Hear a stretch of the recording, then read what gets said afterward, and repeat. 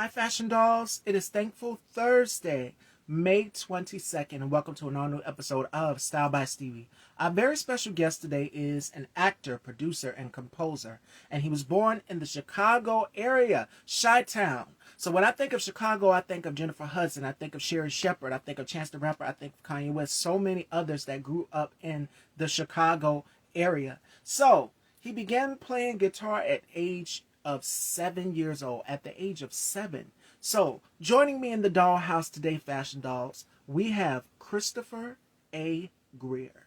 Let me go ahead and share this live with him. And I think this is his very first interview here with me here on the gram. I hope you all are doing as fabulous and awesome as I am. I am trying to keep my cool. I'm seeing what's going on in the news, but the key thing is to stay focused. We have a long fight ahead of us. Stay focused, and we will get through this. So, without further ado, Fashion Dolls, let's welcome our very special guest here to the Dollhouse, Christopher A. Greer.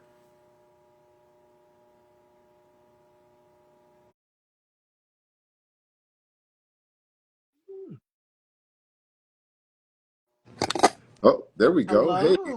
how y'all doing?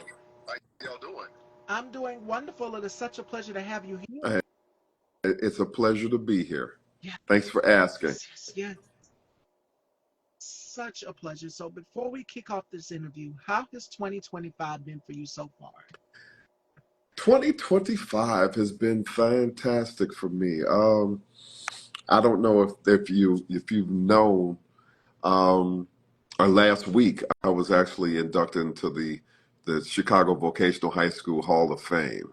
My high school has like they gave me my flowers, which is good stuff.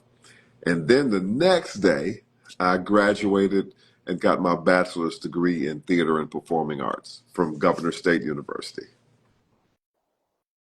More So, and more Black excellence. yeah, yes. Congratulations. Congratulations. So And you other said the than, key word right there, I'm going to highlight it, Chicago, Chi-Town. It's a lot of talent that comes from the Chicago area, from Sherry Shepherd to Jennifer Hudson oh, and so many others, just yeah, to name a few.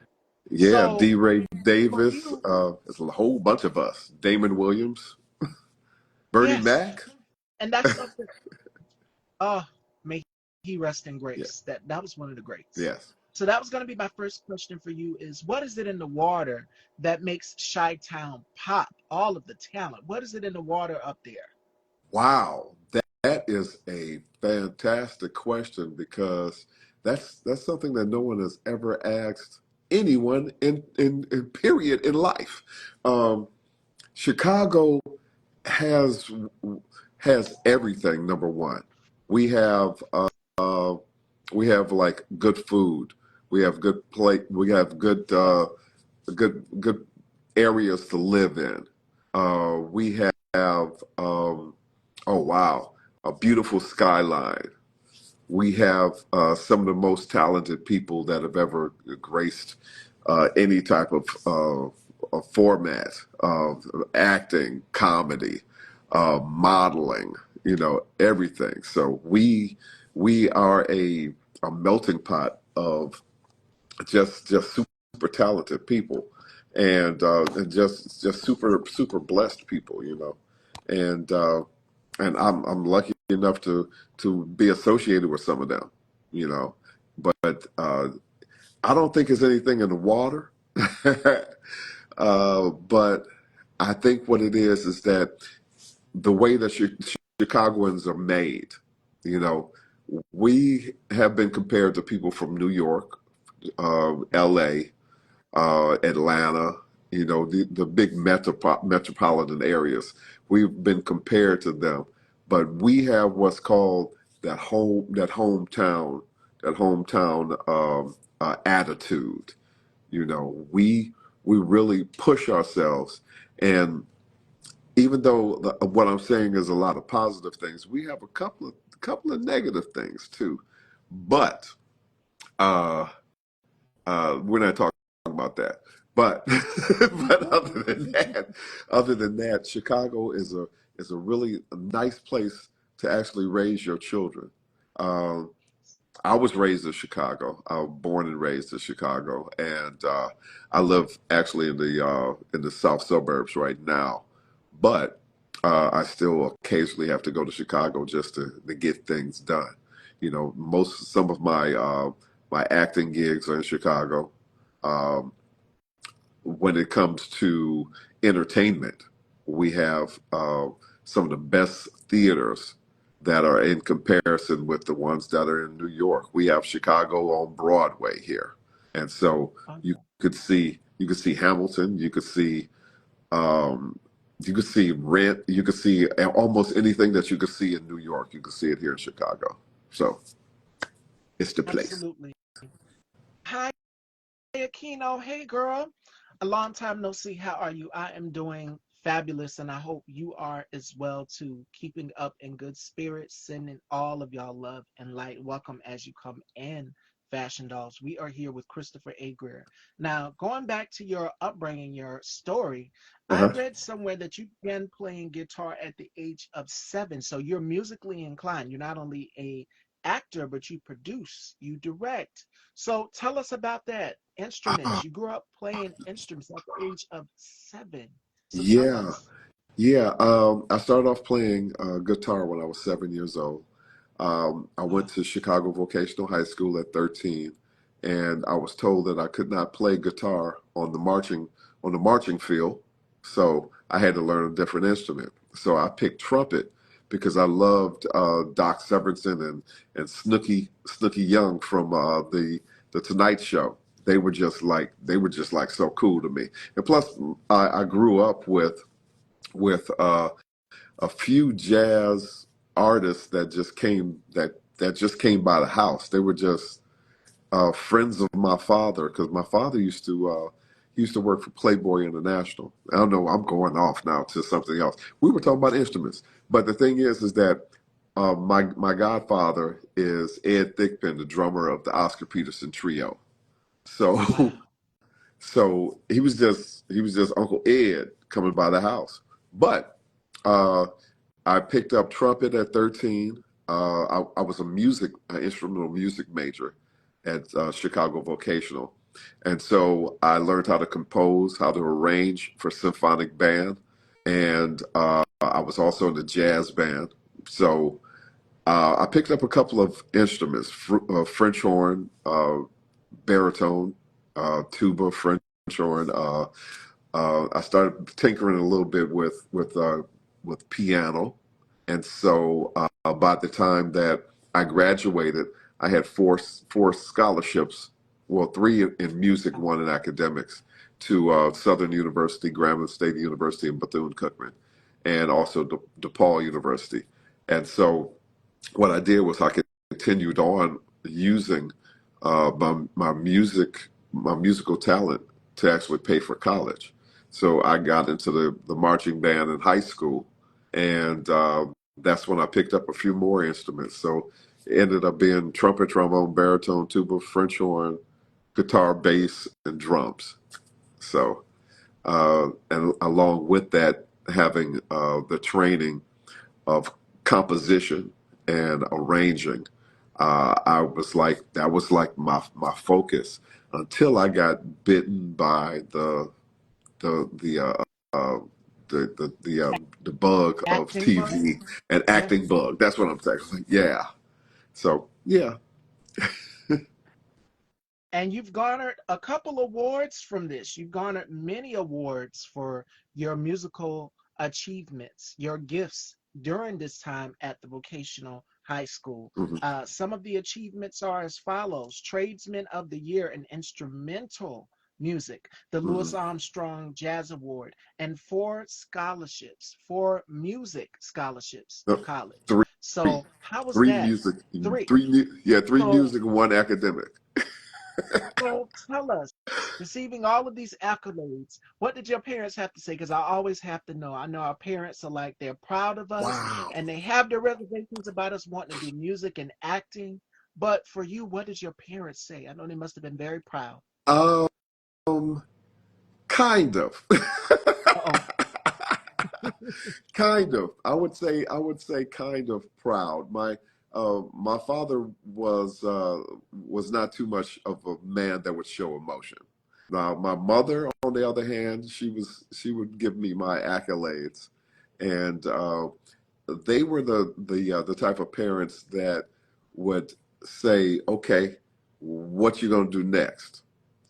What do you got going on next?" So. Right. Um, I was when I went to Bethune Cookman after I graduated, and I majored in political science. I was pre-law, but I used my music scholarship in order to pay my way through college. And so I got to my junior year, and I stopped. I dropped out, and life happened. Started a family, and then just had to Yeah. go into whatever paid the bills, whatever kept a roof over our heads, and so uh, initially, somewhere around age 16, I did my first television show and my first movie.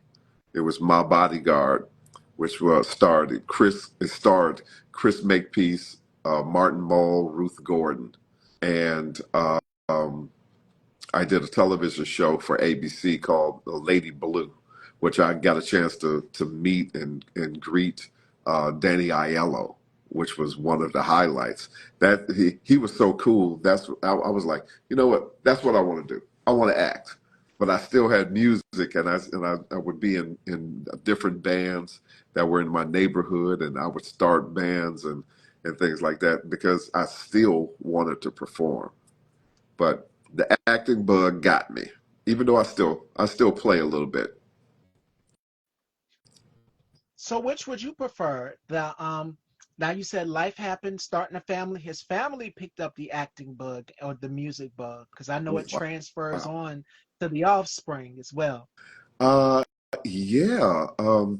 I have several children that are musicians, um, and they play like more than one instrument, which is really cool. Um, I have three sons that actually play musical instruments. They play saxophone, trumpet, uh, baritone. What else? Um, what's that? Clarinet. They play clarinet. Yep. And so, yeah, it did rub off on them. Goodness. And then you just went on from there. Your career just took a liking to its own with being classically trained, having the skill, having the music background. And it's a lot of artists that are able to find that balance with both. How do you find the balance of being that artist and then being the actor? Because I know it's a lot. And I think of people like Will Smith. I think of people like Queen Latifah and how they're able to hone in on their craft. They're able Uh-huh. to be on the television for 1 minute and then next they're in the studio recording or they're working on their music producing or directing. So for you, how do you find that balance between the two? And then also you're a family man, so I know it's a lot of hats to wear, but being Yeah. the most important one, being the family man, that's a job that goes on 24/7 Yes. every single day because you have to make sure that your sons are taken care of. So for Hmm. you, how do you find that balance and juggle it? Well, I think that goes back to your first question about what is it in the water Yeah. that from Chicago. Um, since Chicago is a multifaceted city, you tend to become a multifaceted person, because sometimes just choosing that one path is just not enough, and I found that to be true with all of the other different things that I've done, and how I find the balance. Well, I I have a saying that from the great orator Rakim. Ain't nothing to it but to do it for those who can dance and clap your hands to it. And I have a excellent support system. My wife is very Mm. supportive of me, and she makes sure that that I keep my head on straight. That's how I was able to finish school and still not neglect my my duties as a man, household duties and things like that. So no matter how high I get in my career, she still tells me to take out the garbage. So Love it. I love it so much. I love it. Again, they say the black woman is the rock. We are the rock, and we will be there to let you know, and we will humble you along the way as well too, and be like, okay, come on yeah, back down to reality. You still, it's things to still have to be done around here. So yeah, yeah, she'll say congratulations, baby. Uh, could you take that garbage out? Okay. yes. Mhm. Yes, yes, ma'am. I will. So, but other than that, I mean, with her supporting me and loving on me, has been I would say, the highlight of my life, and what really, really like pushes me to be the best that I can be. So I give a lot to her. Oh my goodness. And she's been with you every step of the way. You have done over 50 and counting films. And your career has not, you've done shows like The Shy, you've done Chicago Mid. And another thing people don't know is Empire. Empire was also filmed in Mm, Chicago. mm. So a lot of these shows, what his wife said going back and watching the projects, even though we know she's like, okay, it's time to take out that trash. Has family seen some of the projects that you've starred in? Yeah, the funny thing about that is that I tend to record almost everything that I'm in, and I think that total has grown to like 80 right about Yeah. now. So I need to update my resume, but um, I have what's called the Chris Greer Film Festival that every time I pull it out, every time I put it on TV, everybody says that they need to like do laundry or something like that. They have to go walk the dog. We'll be back. We'll check it out. But my wife was a big fan of Chicago Med, and she had seen the episode that I was in and didn't know who I was, and then we met, and then she's like, you look familiar. I was like, um, post office, milk carton. I don't know. So, so that's another thing that keeps me grounded. I'm, around here. I'm just Chris. No matter what I do, I'm around here. I'm just Chris, and I think that a lot of people, artists and celebrities and actors and all this other stuff, they go through that same thing. Yeah. Their children and their family keeps them grounded, so they don't just like, even though some of them do go, their heads get Heads blown get up. But above the water. yeah, yeah, Right. And yeah, it's my it, head doesn't get blown up. I'm so glad you said that. It's a supermodel who's said the same thing. She just recently went on a talk show, Uh-huh. and she was saying how her mother, because she bought her mother a home, she says, I don't care if you're going to walk in Louis Vuitton show or whatever, you're still my daughter. I'm still your mother. And she's like, okay.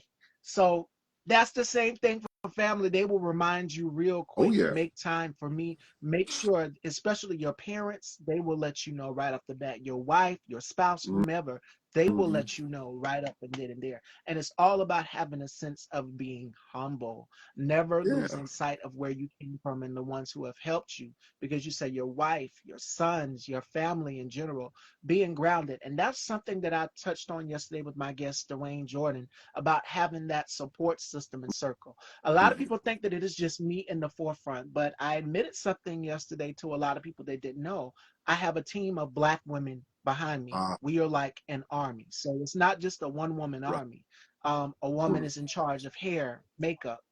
Shout outs to Melanie and Alamai Bridgers. Mm-hmm. Every single interview, this woman has made sure that I am put together. And there's Mm-hmm. not a day where you can't say she didn't look her best. She's gonna come. I'm going to come up Yeah. looking Beautiful every single interview. And my mother's also included into that team. I included family. I included my cousin Sherry, who's also a part of that team. Mhm. So it's important to have a group of people behind you. And again, it's Absolutely. about having a sense of humbleness. Because my mother told me the same thing as well too. Just like your wife told you, take out that trash. This is what my mother and my grandmother told me. My grandmother, who's 80 years old, she's Ooh, still alive and living. God She bless her. said this to me. She said, "Don't get too big that you forget who put you here first. Because just as sure as you got here, you put God first in everything that you do." I grew up down Hmm. here in South Carolina. So faith was a big Yeah, thing. My yeah. mother and my grandmother are God fearing women. And they've ensured me, they said, no matter how big you get, you make sure that you put God first in everything that you do. Don't you ever forget that just as fast as you got that success, you got all of this, everything, famous friends, whoever, da da da da da. Uh-huh. You can and will be humbled. That And we've seen what happened on Watch What Happens Now with a lot of these celebrities. They get that big head and they lose sight of who they are. So that's why I'm so humble. And a lot of people like talking to me because I'm so down to earth and laid back. I don't act as if I'm above or beyond. You can't, because the industry will chew you up and spit hey, you out. So it remain sure humble. will. It sure will. And I have a saying that I've actually put on Facebook a couple of times. Every time it comes up in my memories, I repost it. Don't forget to thank God for those blessings that you Woo! prayed for and you got. Yeah. Don't forget to thank Him for that. So you know that because uh, in 1 second, all of that can be taken away in 1 second. And the blink of an eye. Yeah. And it's important that we keep reminding people, like our friends, our I have classmates that watch my interviews now, Chris. Uh huh. And what's so crazy is they'll walk up to me in the store and be like, "Oh my God, we watched your interview with da da da da da," and this person. I'll be like, "You did?" So it shocks me. But again, that sense of humbleness. I don't act as if I'm above, beyond, snotty, none of that. Right. My classmates, I've went to school with them. I've known them since childhood all the way up till now, adulthood. And now seeing them as parents, taking the advice, learning and being informed, watching Mm-hmm. my platform, my little old platform, Exactly. they are gaining something from it. So again, it's that sense of being humbled. Even my friends that I've went to school with, they a friend of mine, I ran into her not too long ago, and she was just like, "Are you still giving them hell?" Because I've been in my political bag, especially in the climate that of everything that's been going on. I've been really out Yeah. here fighting for us as black people. And she Mm-hmm. says, "You still giving them hell?" I said, "You don't think I'm not? You don't think I'm still raising hell and trouble? I'm a Scorpio, so you know me. I'm gonna fight to the very. I'm gonna give you hell." Mm-hmm. So I'm Mm-hmm. not about to let y'all come up in here and bulldoze over our people, black people. But that was something she just laughed, and we both was laughing together because I've been the same way since school. She was like, "Girl, you ain't changed a bit." I said, "Nope. I'm still the same. I'm still a fighter. I stand Mm-hmm. up to bullies. I stand up for black people. I stand up for us because even in these spaces where we're not represented, we have to make sure that we are seen and heard. So Oh yeah, again, it's a sense of being definitely. humble. And that was something that my grandmother and my mother told me. They said, "You put God first in everything you do. Don't you ever forget where you came from. Don't Mm-hmm. you ever forget your family. And don't you ever forget the ones who have helped you get to where you're at." And that's why, of course, I included my mother in the team automatically. She had her reservations about it, just like your dad, didn't show emotion. My mom was like, "You want to do what now?" "No, you're going to go to." My father served in the Marines. My mother was a hardworking woman. She worked her job as well, too. So structure and discipline is how I got to where I'm at right now. Oh So yeah. I keep everything in order. Even when we were discussing earlier about time and everything, that's why I was on it. I was like, okay, oh Lord, I hope I didn't, but we were on it. It was in perfect time. And it comes from the discipline of my father, Right. and it comes from the nurturing of my mother. My brother also served in the military as well too. So in the military and in the Marines, it is about having order. And Yep. even with me being the face of this platform and running this platform, doing it 5 days a week, it is about having structure and order. And everybody's like, "You're so consistent with it," because my father taught me about hard work and dedication. And he Mm-hmm. was a blue blue collar guy. He served in the Marines, Hmm. right from New York, born and raised in New York, transferred over here when him and my mom got married. And then the beautiful creation you guys see today, Style by Stevie, was born in 93. My mother was pregnant Okay. in 92. And then I later on down the line, I came in Uh 93. And huh. you wouldn't have a Miss Stevie if it wasn't for my mother. My mother, I give her so much credit because she has taught me that you can't let people speak up for people even when, you know, they feel like they don't have a voice. Speak up Right. for them. Exactly. That fighter instinct, that feistiness, that fieriness, I get Hmm. from her. She's a Libra, I'm a Scorpio. So we know that these signs together are trouble, and we do bump heads sometimes. Because sometimes, even when you're grown, we don't like to listen to our parents, and they be like, see, I told you this is what's going to happen when you have your family. And those were the words that were told to my brother. I don't have kids, I have a fur baby. I have a 5-year-old toy poodle. Okay. And she is already in her diva mode bag. She is very much a diva. So she wants to eat what she wants to eat. But I have a 2-year-old nephew now who's on his way to the terrible twos. And Okay. now I'm starting to see the words of my parents ring on into us as adults. Everything that they were saying when it's your time to have responsibility Right. and to have Exactly. a family. So Exactly. my brother sees it now firsthand. Again, I don't have kids, but I'm Auntie Stevie, so I have to make sure that my nephew has what he needs. Yeah. Hmm. Yep. And I just want to put in there that I am a Libra.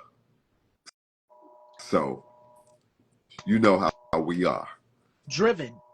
And my mother's driven. But her version of a Libra, October 7th, this woman is on a whole another level. Y'all call me sometimes crazy and outspoken and bold. This Uh-huh. woman will let you know at the drop of a dime. I've seen her in combat mode. Exactly. She's getting into it with somebody in the grocery store, and I'm sitting there like, oh God. And the cashier, the store clerk is right here by my side, like, you just so quiet. You just ringing stuff up because I'm just like, y'all seen what Evelyn Braxton did to Tony Braxton and her daughters when they had that session Oh, with the I y'all. saw that. That Trina was like this. She said, no, mommy, I'm sorry. That was me right there in that moment when she was in combat with one of the girls in the store. Uh-huh. Because you know when your mother gave you that look in the black household, even as an adult, You know. you know not to cross mama. So she Mm-mm. was just like she was cursing the lady out. I said, oh, have at it. And I just Mm-hmm. proceeded to ring up. The white lady was right there beside me, the store clerk, and she just like, you're so quiet and peaceful. And she giggled. She I don't said, need no help. yep, you got it. Yep. My mother is was a Capricorn, and so I married a Capricorn, which Yep. is yeah. My wife is January 7th. My mother is January 10th. So um, I think that my mother sent my wife to me because I think she was up in heaven telling God what to do.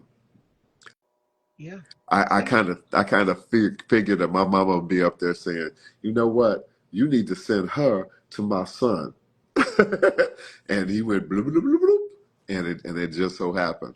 But I know what you're saying. My mother didn't take any crap. She passed away in 2020, and my father passed away in 2012, and so we took care of him, and then I took care of her.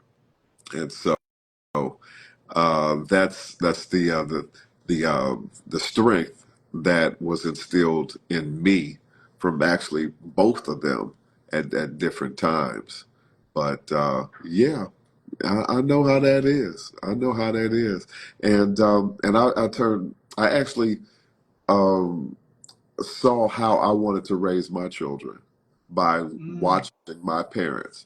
And also, I would say this, that I also found out what I did not want to do when raising my children, because the even though we don't really realize it, that it's sometimes the toxicity might be in our upbringing, and we just don't realize it. But that's why it is a good idea for us as Black people to seek out therapy. You know what? Instead of hey, real King David, what's going on? Uh, that's something that we kind of throw on the back burner, and we say that's just for white people. It's not.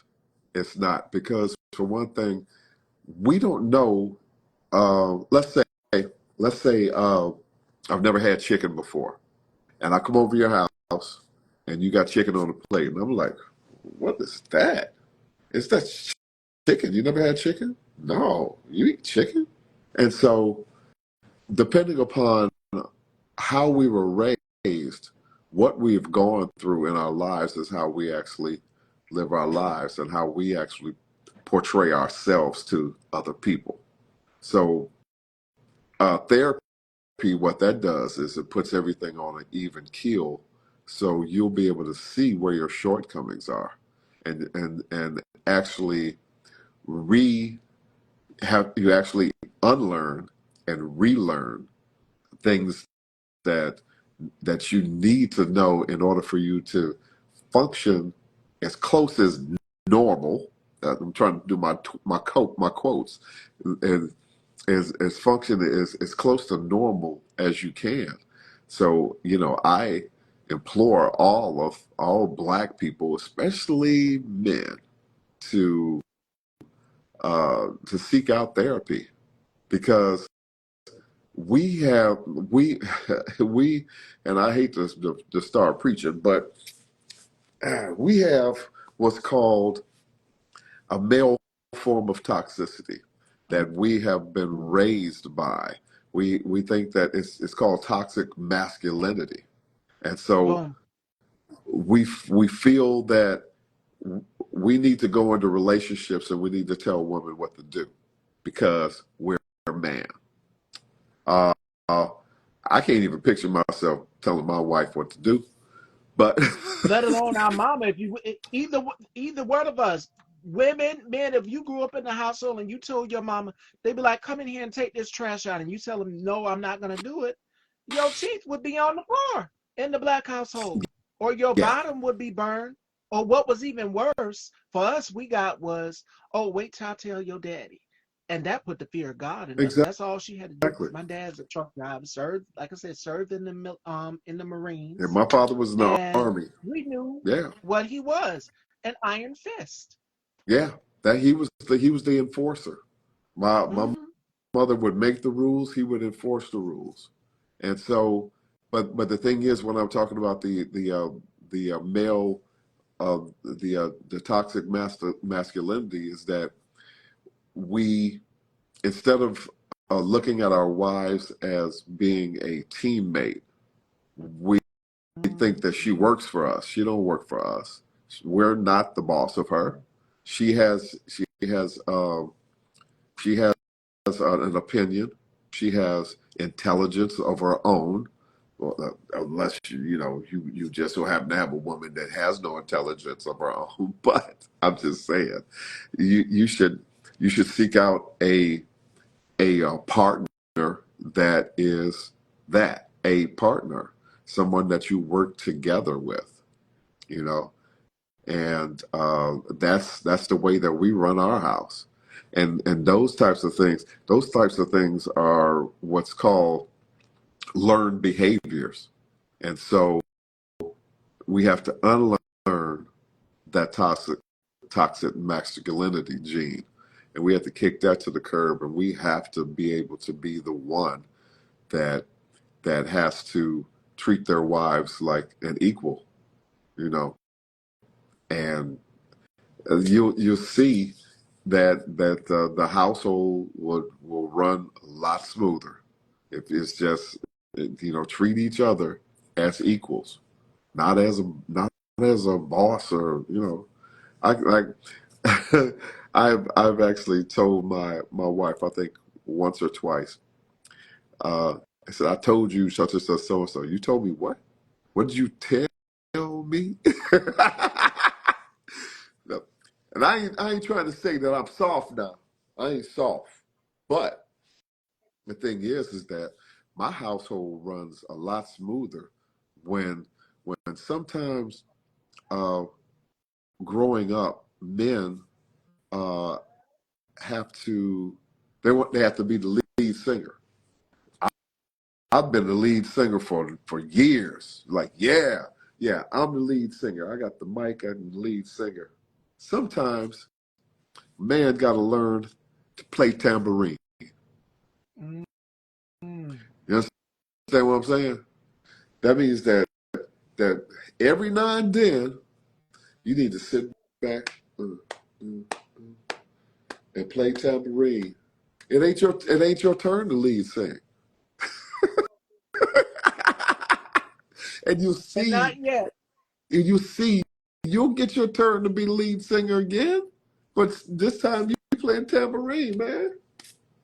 But the thing is that um, I know we're getting off on a different conversation now, but the thing No, is we're that talking about mental health. Yeah. yeah, exactly, mental health and making sure that your environment is calm, cool, and collected. It's cool. And I'm gonna turn it back over to you. This is your show. No, you were spitting facts because I was gonna chime in. I was letting you finish because I was Uh-huh. gonna chime into what you just said about, the Black collective and receiving therapy. It says that Black individuals experience mental health challenges, with some studies indicating that there are 20% more likely to experience serious mental health problems than their white counterparts. So it's not just within the Black community, it's also in the Latino community. Yeah. Whereas they look at it as, oh, therapy is a white person Yeah. thing. No, get the Exactly. help. The resources are there. And Mm-hmm. we see it in television shows growing up. And I can give you an example. I always use this reference. It was one episode of Good Times.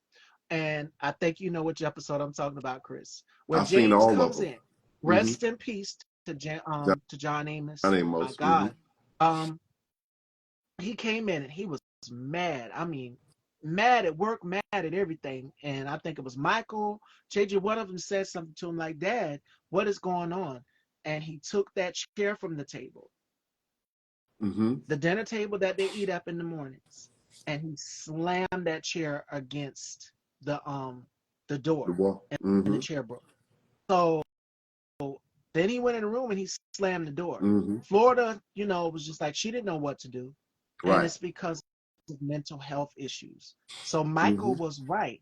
Like, Dad, you need to go get checked. You need to see what's going on. And he said something to the extent, if I'm not mistaken, of, I don't do that. That's for them white folks.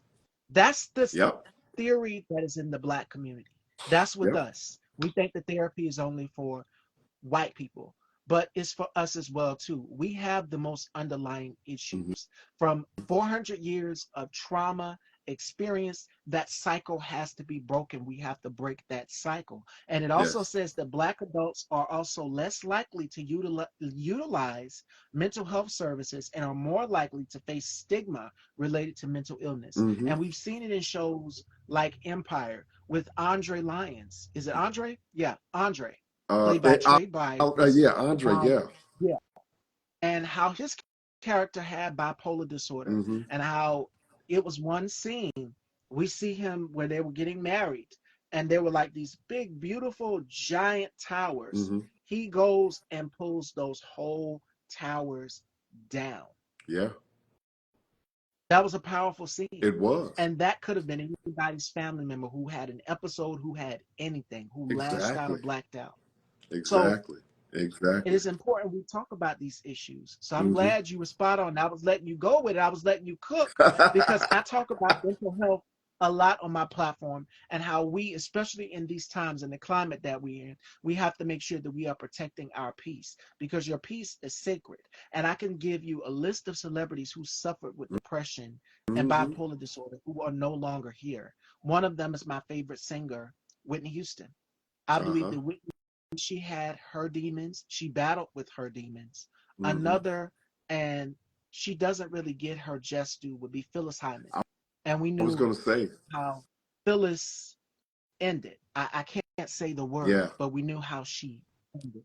And it was yeah. because she was battling sadness. She was battling loneliness. You Yeah. can have a room of 10,000 people to make you feel welcome, like you're not alone. And you can still feel lonely when you go home Yeah. by yourself at the end of the day. When you're in that room, you're crying yourself to sleep. Trust me, I felt those. I still get the support and love, and people shower me with admiration, Mm-hmm. but I still feel lonely and left out sometimes. Mm-hmm. And I know a lot of people are afraid to showcase that. It goes back to what I said yesterday with Dwayne, which is that space of vulnerability. And for Right. us as Black people, mainly Black men, growing up, Black men have been taught, don't cry, don't show weakness. You take Exactly. control. You show the woman who's in charge. And that's how it's Exactly. always been in the Black household. You have the nurturer, which is your mom, and you have the enforcer, as you said, which is your dad. And that was the Yeah. case for me. So I turned out more like my mother than anything, where I want to nurture, I want to care. It can be an animal that has been wounded. I will go and I will want to rescue it. I want to take it home. That's the type of person I am. I Right. give hugs. I'm a very affectionate person. So I see a person sad or crying, I'm going to want to hug you. Right. That's how I am. I love to embrace you as any person would. It's human nature. It So when we see somebody is. sad, we want to know what's wrong, you know, and I'm going to try to do something to make you feel better. There have been times when I've seen my mother cry, and how they say the tables have turned. When you grow up, you're going to experience what your parents have experienced to do to you. uh I literally had to be the mother in that situation and hug her Oh yeah. when she was crying. Oh So yeah. I mean, Definitely. it's so crazy how now we see How it. It's like a tables full 360. turn. Yeah. Yes, now it's your turn to make your mother feel better, because nobody wants to see their mother cry or Exactly. sad or down. And I'm pretty sure a lot of Exactly. people can feel to that. It also says while the prevalence of some mental health conditions may be similar across racial groups, the impact of these conditions on Black individuals can be more severe and persistent. Mm-hmm. Get help soon. The resources are there. And the Bible says faith without work is dead. God put Mm-hmm. therapists here for a reason. So Yeah. talk to someone. There are so many outlets and resources out here, and it's a place here on the gram you can follow Black Mental Health Wellness, if I'm not mistaken, the page. I have to go Okay. back and look it up, and if I got it wrong, then I'll give it to you guys tomorrow with Ricky Jones, who'll be joining me. But this is important It because is. It depression is. can lead to so many things. We already have enough underlying health issues with diabetes, high blood pressure, high cholesterol, and then that stress is the icing on top of the cake. That doesn't make it even better. So you My got to talk to somebody yeah. I'm and sorry. get help. Go ahead. You were Yeah. saying something? I'm Now sorry. I was going to say our band director at CVS, that's Chicago Vocational, used to have this saying. He said, "Pressure will bust a pipe." You shake So that soda we got and it'll to spray everywhere. That's a perfect exactly. example. You got to keep those things in mind when it comes to the mind, because the mind is very fragile. And we as a race, we feel that, oh, we can handle it. Just like being from Chicago. If you compare a person of my age um, to a person that grew up in, let's pick something really, really crazy, Wyoming. Okay, person 60 years old grew up in Wyoming. They they haven't gone through the trauma that I have gone through as a person Mm. from the inner city, you know. And so we have to realize that there are a lot of people that are walking around in the street that's broken, and it's best to get it fixed. You gotta get you gotta get it fixed, because hurt people hurt Hurt people. people. And that cycle will continue on from generation to generation. Yeah. Make sure that you are getting the help. That cycle must be broken, because we will hold on to that trauma and we will continue to sweep up under the rug, sweep it up under the rug. My guest Christian Barber just said that Monday. He Hmm. said that if you continue to keep sweeping things up under the rug, you'll have a big mess eventually. That mess will grow. So talk to someone. The resources are there, 100%. She No, she you forgot. can't. No, she forgot I was doing the interview because she says I'm going to be listening, and then she called me. But it's another thing that I said. Um, is it that we have healed from our trauma, or are we better at hiding it? Have we healed, or are we better at hiding it? I'm going to say this. I think that people are healing, and then you have some that are still holding on to that trauma. You have a lot to unlearn, to unpack Hmm. for us as Black people. Again, that plight of 400 years of oppression has trickled down to Oh us. yeah. That poison has trickled down to us. And Hmm. especially with Christianity, all of these things, we have a lot to unlearn and unpack. I just feel our community doesn't like getting the help, and they say they don't want to talk to no random person. It's always good to get a second and outside opinion as Yeah. well too. You can listen to your friends and family. Yes, we're not saying don't do that. Yes, your mom, your dad, whomever who you feel Hmm. comfortable with talking with a friend. Because I have friends who will call me, who will message me and ask me for advice or whatever, so forth and so on. Hmm. I'm the same for my brother K Tukes. K Tukes, who is live currently also as well too. Shout outs to my brother, the K Tukes spot. Make sure you guys head on over. We both have shows the same time and we talked Okay. about it. But I'm gonna say this as well. Uh, it's important that you have people also in the industry that understand where you've been from, who Right. understand your plot, who Exactly. understand what it is. And that's exactly correct, King David. Therapy is for Caucasians. They would say that. That's what sometimes how our people would think that oh, only Yeah. white people get therapy. You just Exactly. said that a few minutes ago. And Latinos, the Latino community, so it's not just the Black community, but it's the brown community as well too. And they think that, hey, this is just for white people. No, No. get the help. Talk to somebody Yeah. because it mental health comes in all forms of spectrum. And we see it in the white community, we see it in the Black community, we see it highlighted in shows, we see it highlighted in the entertainment industry on a daily, from Hmm. Britney Spears to so many others. Uh, Hmm. who's Amanda Bynes? Yes. Yeah. Exactly. We've seen them fall apart on TV. And that's Yeah. that's why I have an acting training course that I've been compiling. And one of the things that I have on there is mental health. Um, Mm. because I'll tell you a quick story. I was I've been on Empire, but I have been on Empire as an extra. So before Empire was canceled, I my agent called me up and said, "Hey, they want you on Empire." I said, "What?" So I went to the audition, and it was narrowed down to me and another one of my guys that was with our agency. He lived in Las Vegas, and so he had called me and he said, "Yo, bro, they released me, man. Give them hell." I was like, "Oh man, I've been trying to get a speaking role on Empire since it's been on."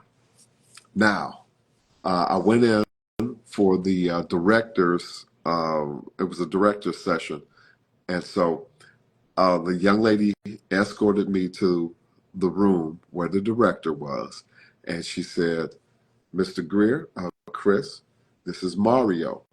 And so I was like, "How are you doing, Mr. Van Peebles?" It was Mario Van Peebles. He was the director.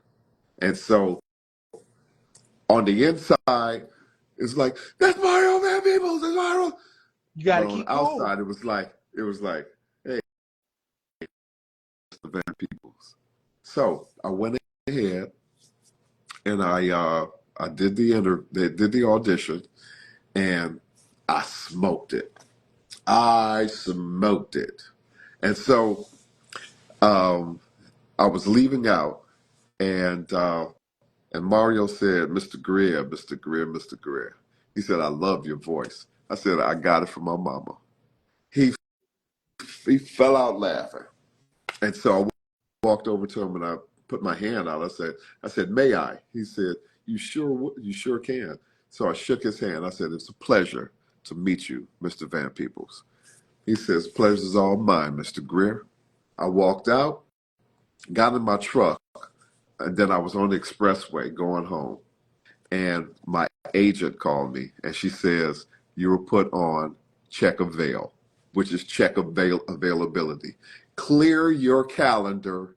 You're about to be on Empire. See? So I am like ecstatic. I'm almost driving my truck off the road.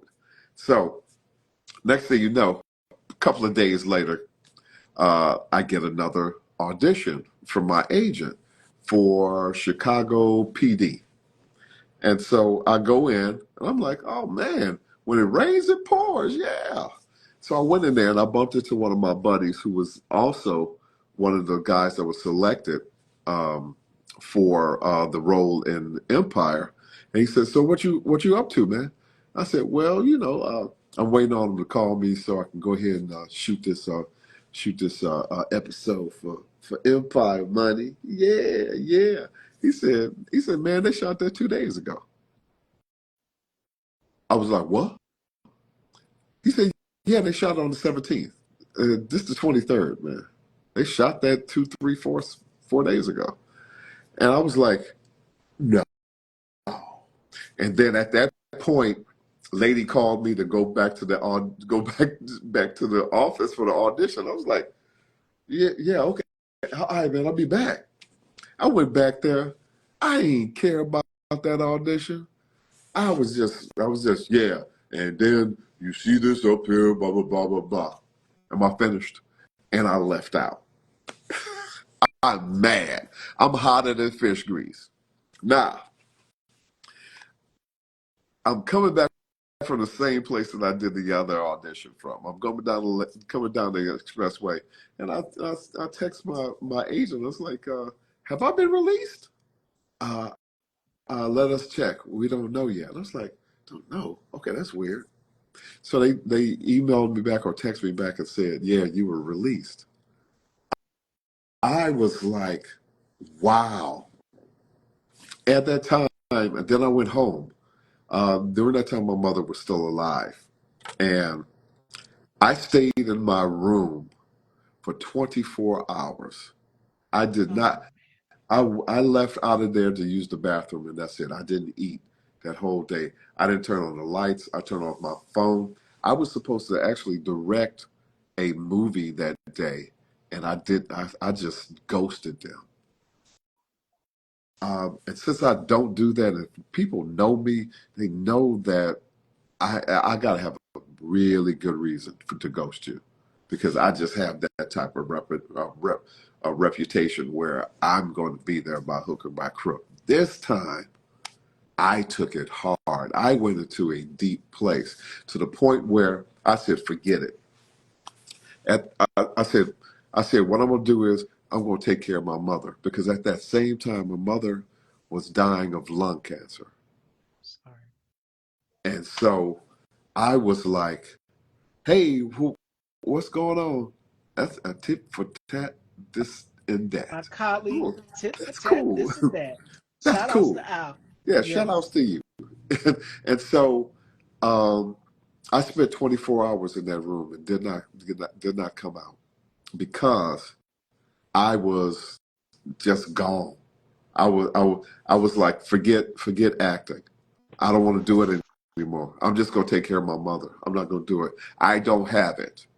And so after that 24 hours, oh, another thing actually happened too. Uh, a young lady that I was dating sent me a movie, a short film called Check a Veil, which was a story about a guy who was waiting on his agent to call him for this big role. And I looked at it, and it just made me feel worse. So um, after that, after that 24 hours, I kind of like snapped out of it. I was still mad. And so um, I ended up watching the episode that I was supposed to be on. And I'm listening to Terrence Howard say the lines, and I happen to look over at the TV screen, and guess who took the part? Mario Van Peebles. And so I was I was perplexed to the point of that's who took my role. To Mario Van Peebles took my role. I got beat out by Mario Van Peebles. I ain't mad no more. Now, long story short, I know we got like what 5 minutes. Long story short, a week later, I got an audition for The Shy, and I got it. But God, 2 weeks after that, I got I got a straight to call back for Chicago Med, and I got that. And then that is what brought me back because I mentally could not handle what is called no. So that is something that in my classes I teach you how to handle no, because how many no's are you going to get? A lot.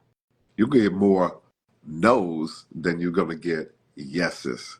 Hey, cousin Jackie, what God had for you was for you. You right about that. That's my cousin.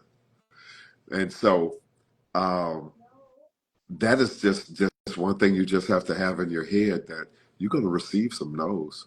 I get more no's than I get yeses, but dumb yeses though. Dumb yeses are good yeses. And so we have to be able to mentally prepare ourselves for that no. Even though my cousin Jackie is like, yeah, what God has for you is what God has for you. And you have to keep that type of mentality. Otherwise, it will tear you apart. yes, indeed. And your cousin is right. I just pinned her comment, Uh huh. which is what God has for you is for you. You have a purpose and a destination, and God says, not right now. In this Exactly. business, you're going to get a lot of no's, but the key thing is to keep going, keep persevering. Yep. It's not a denial, it's a delay. Ooh, It's not a denial, it's a delay. And after that, I think a couple of months after that, I did a movie called Otis's Dream. Otis's Dream yep. was lauded by Oprah Winfrey. It was picked up by Oprah Winfrey. Oprah Winfrey knows who I am now. You know, I didn't get Empire, but I got two other movies that just like sent me skyrocketing. And that movie, Otis's Dream, I would say was the pinnacle of what I've done so far in my career. And to actually hear Oprah Winfrey talk about a film that I was in, it kind of Mm, like blows me away. You know, it was really crazy. It's really crazy. But other than that, the sky is the limit. This is the career that I chose, and it's crazy to choose this because this is a career that is based on how people like me. Everybody ain't gonna like me, but some people gonna like yes. me. And And the main thing is that hopefully I'm judged not by how you like me, but how well I do what I do. absolutely. And that's to anybody who's wanting to get into this business. You're going to have a lot of no's, you're going to have Oh a yeah, lot of obstacles. But the key thing is to always remember that what is for you is for you. It might not be right now. I was watching TED Talks, and it's Uh-huh. a story where a gentleman present presented a pitch for a company, and he was told no. So he Uh-huh. comes back a few months later Mm-hmm. and was told yes, it cleared. So that's Yeah. a clear indication right there that it could mean no, not right now. Come back, work on the formula. Sometimes you have to go back to the drawing board. Yeah. And that was something me and Dwayne were talking about yesterday is going back to the drawing board and being able to start over Mm-hmm. and having to regroup. And that's for a lot of us in this business. Yeah. A lot of us. Yeah. Yep. And that's what I had to do. Because I was gone. I was like, you know what? I'm gonna give me a job at Walmart. And I'm not trying to throw no shade to people at Walmart. We love you and we need you. But I was just gonna say goodbye to acting and just do something totally different. And but what happened was is that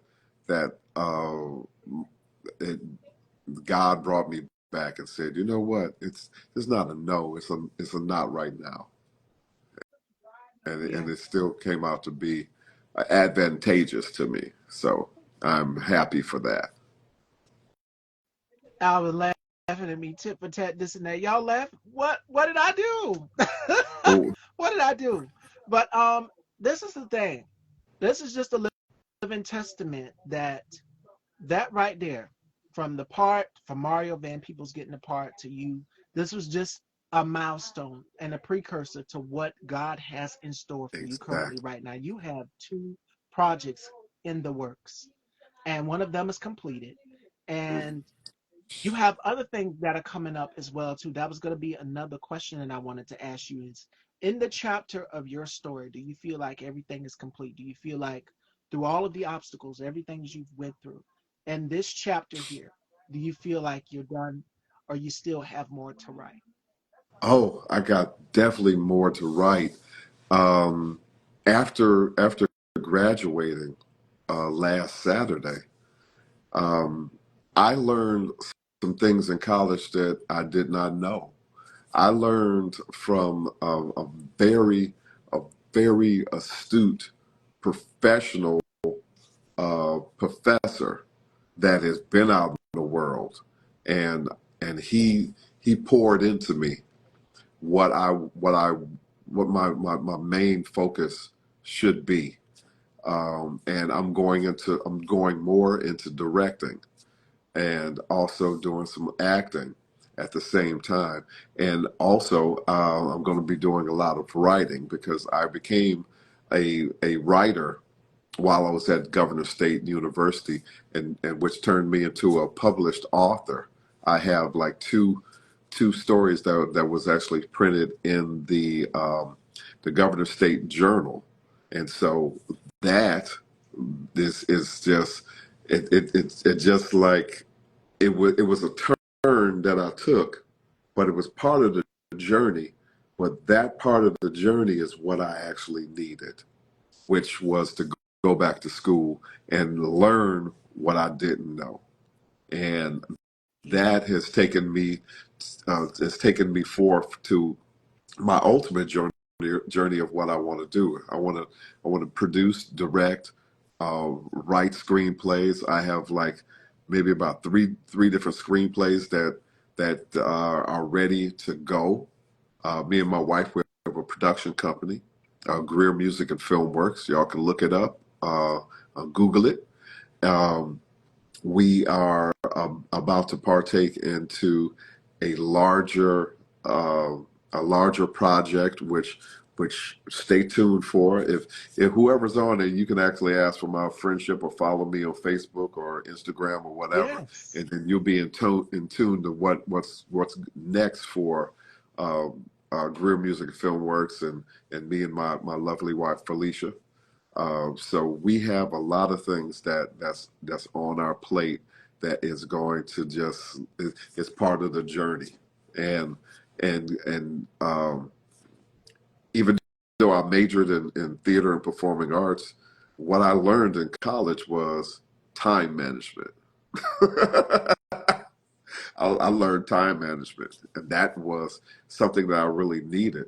And to be more professional, I run my career, and I ran just like I ran my college career, like a business. And as long as you keep focused on that and act professional with everyone that's involved, you can do nothing but win. So that so going to school actually is taking me towards my ultimate journey, or the ultimate parts of my journey, because I might get to 70 years old and say, hey, I think I want to be a stripper. I'm just Hello. joking. A 70-year-old stripper. Oh, thank you. Thank you for the congratulations on the graduation. Yes. Yeah, That is but a huge milestone. yeah, Yes. it is. It is. It really made me feel good, because it was something that I did for myself, and mostly by myself. My wife helped me, and other instructors helped me, but it's something that piece of paper is on the wall with my name on it. Not yet. They haven't sent it to me, but I'm looking at the wall as It's it's gonna go coming. on. Yep, yep. So I think that's all I got, Stevie. And family. And family. But Yeah, before we let you go, because you are a living testament of no, not right now, but this is, as your cousin, she just stated beautifully, what God has for you is for you. What yes. advice would you give? Because you have three Uh-huh. boys that, and they're looking up to you as their I father, got five and boys. they'll be following five boys.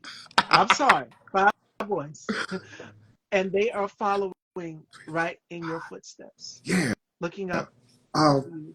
And we talk when, a lot about legacy and what's the next thing. uh-huh. Where I'm going with this is, what would you give to someone on following in your, in your footsteps, or following their dreams or their passions as it pertains to acting or any career, in any career field?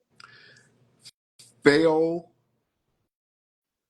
fast and Mm, quickly, because you have um, you have time on your side. I'm 60 years old, uh, and I think when I was 58 is when I decided to go back to school. So it's that never was a too pivot. late. I know, I know, but that was a pivot.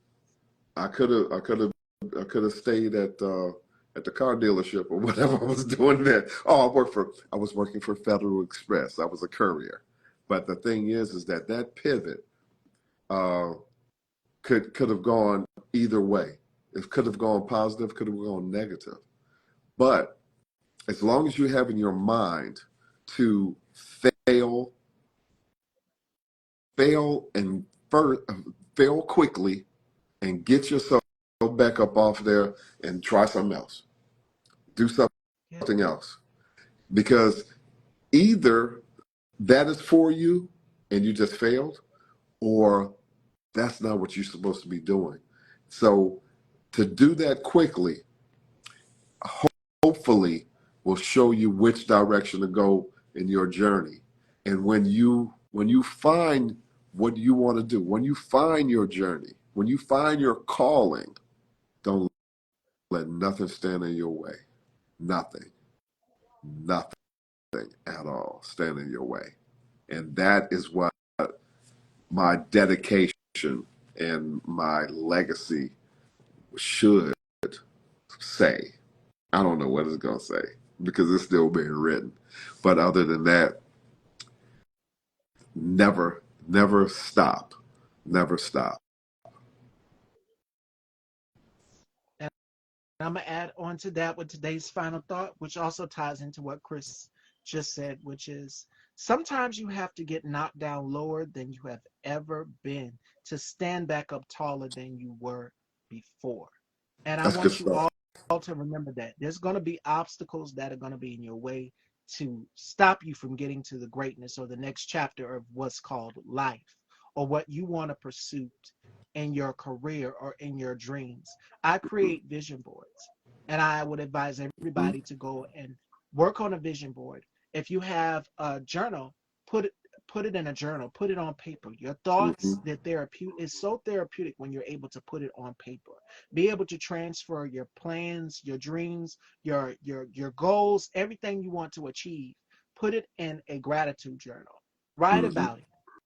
Put it on paper. Plan ahead. It's just like building a house. You have to start off with the floor layout plan, correct? Mhm. And then you have to go in and build, put everything you want to put in. If you want to put in extra windows, planning and working in life is the same way as building a house because you are having to plan out what you want to work on, to be Mhm. great in, to excel in. And it goes back to what your cousin just said, which is why I pinned her comment, which is what God has for you is for you.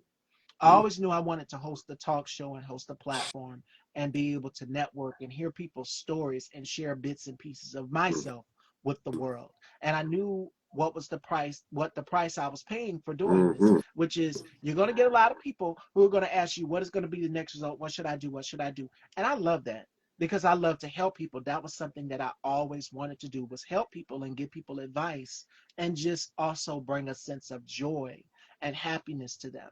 So again, plan ahead, just like you're building that house, that blueprint, that layout plan of Mhm. what you want your house to look like. If you want to put stairs in it, if you want to put a window in it, I say to Mhm. everybody, plan your blueprint, your layout plan. You are in charge of your story. You are the author, the creator, the publisher, all of that, and then some. And that would be Mhm. my advice to anybody as it pertains to that. Yeah, you're going to get knocked down. Trust me, I've had to go back to the drawing board and there have been times where I've wanted to give up and not finish it all. But it is a quote from Rihanna that I live by. Mhm. I love Rihanna. I think she is super talented, super beautiful, super stylish. She said this. She said, don't focus on the chaos. Focus on getting to the finish line. This is a marathon. Mhm.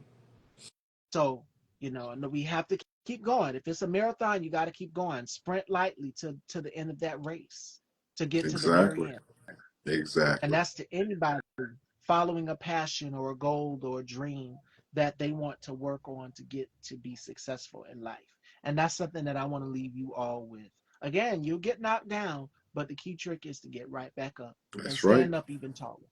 That's That's what right. I wanted to leave y'all with, Fashion Dolls. So, Christopher, this was an amazing conversation, a great interview. Where can everyone find you and your projects? You have a lot of projects that are coming out as well too. Oh yeah. Oh yeah. Well, you can find me on Facebook, Christopher A. Greer. Um, you can find me on Instagram. I think it is Chris Greer 64. Uh, I'm also on TikTok. My daughter told me to get off TikTok. I'm too old for TikTok, but I'm on TikTok. I like buying stuff on TikTok.